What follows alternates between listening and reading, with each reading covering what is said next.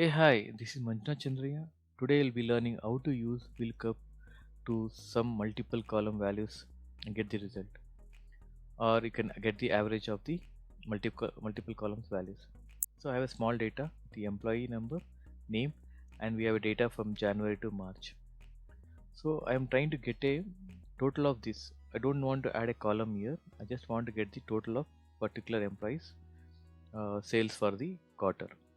Let's start with the VLOOKUP function.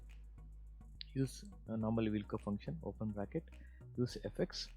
It will open a function argument box, so you can look value is I'm looking for employee number, and table area is nothing but this. Okay, and column index here, as you can see, I mentioned here column 1, column 2, column 3, column 4, and column 5. So we have values in column 3, 4, and 5. So you can start with the open bracket, flower bracket, and give the column 3 comma column 4 column 5, close the double flower bracket, and give exact values 0 or false. Hit OK. So it is not giving you the value, right? So what you can do, prior to VLOOKUP, just use some function from bracket and close the bracket here.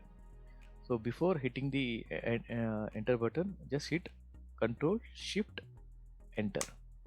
So you'll get the exact value of these three. Let's say we'll put for 1005.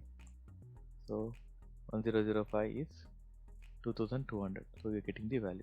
So let's say I need the average.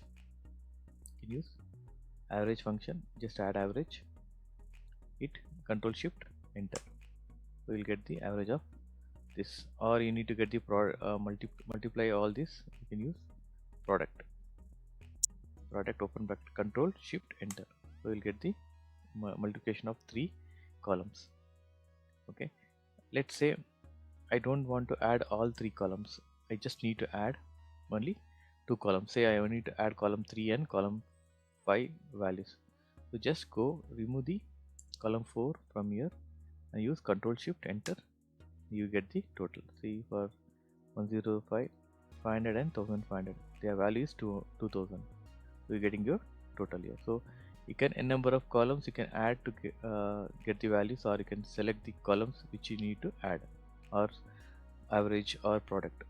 I hope this function was helpful.